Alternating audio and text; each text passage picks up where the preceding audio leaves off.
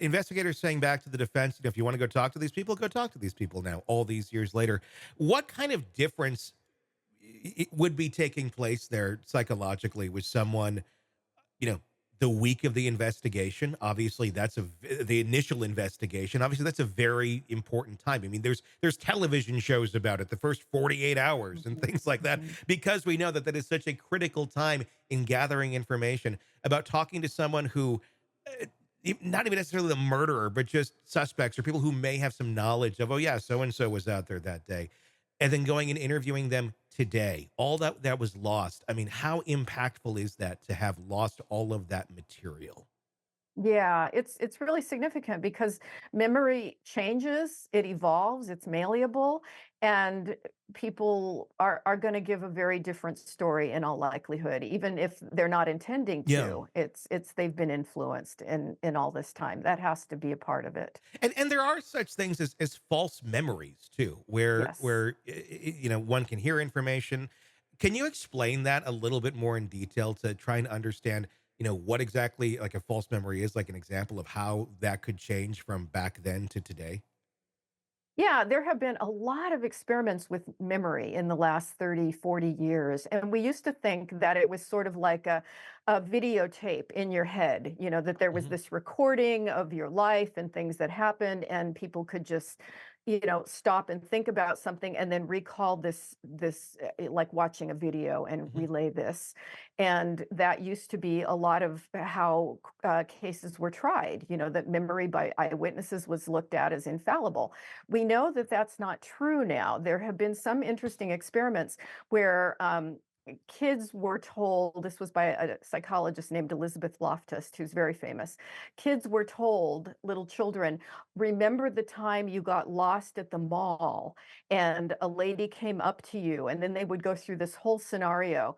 And a huge percentage of the kids, it was like at least half the kids, would then incorporate this story as if it had really happened. And they would come back years later and ask them, were you ever lost at the mall? And they would say, oh, yes. And it was just as if that this had been a real thing.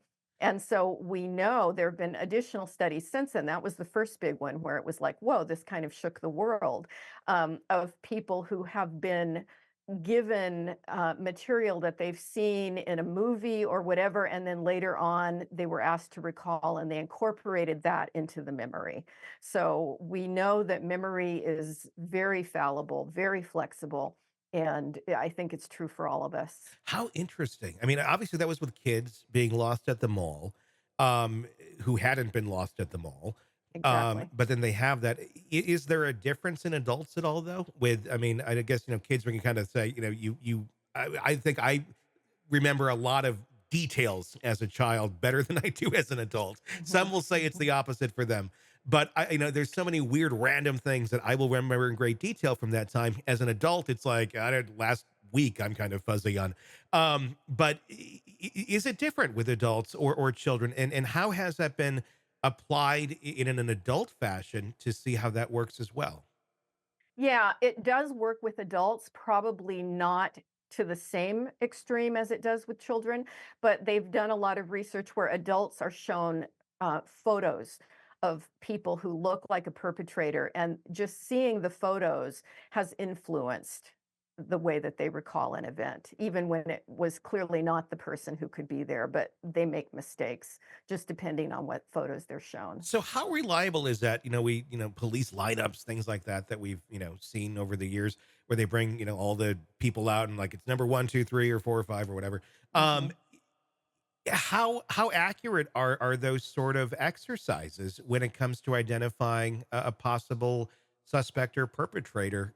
Or is it kind of more so? I mean, if you see the person, you really know. Okay, I'm gonna guess it's pretty easy. But if there's some question there and one person looks a little shadier than the other, um, is it more in our minds than to go pick the shadiest looking person, at least from our Mhm. prism of Mhm. view? Yeah, I think our minds fill in the blanks a lot.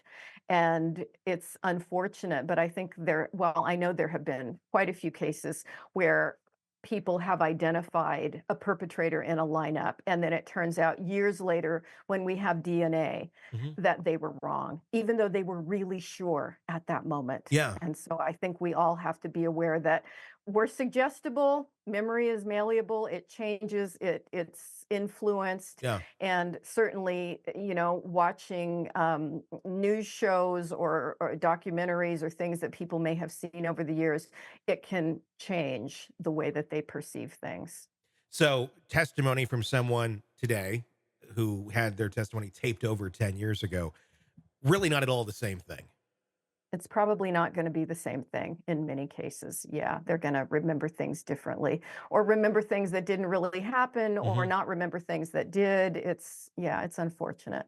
How often do people like insert things into those memories where it's, I this person told me this or that? I mean, is it smaller things that people kind of tend to be off on of like, well, the restaurant looked like this or the layout was like this, or is it like full blown, conversations and like big pieces of information that our memory can insert that really didn't take place?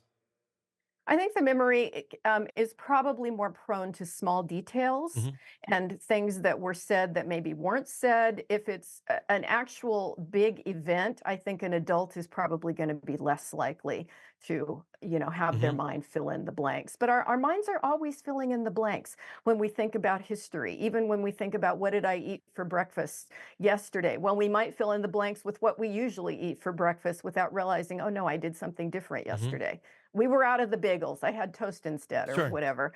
But I think that's just the way memory works. We're always filling in the blanks of the history. And our minds are trying to go, okay, here's what's logically like a perfect Yeah. example would be one of those Mandela effects, if you will, Tiananmen Square, for example. So many people remember the man being run over. He wasn't run over. He climbed up onto Yeah. the tank.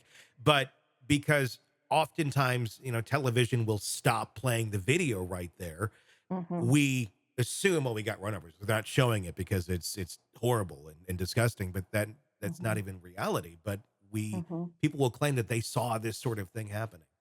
Hmm.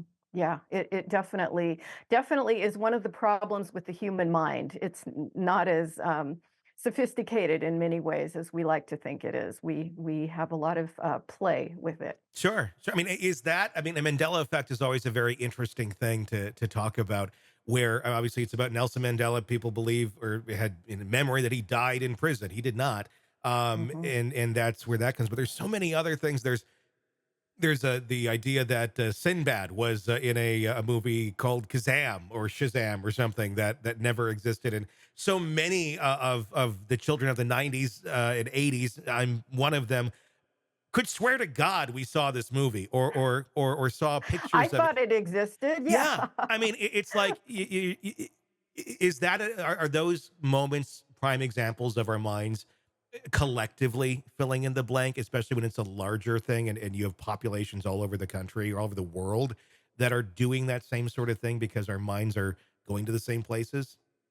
Yeah, yeah, I think that's exactly it. Yeah, you can find it within cultures where things become the dominant theme in the culture, and everybody thinks that that's what happened. Yeah, very interesting, and yeah, and then to not have all that information for the case itself. Yeah, I think that the damage there is so understated in this case.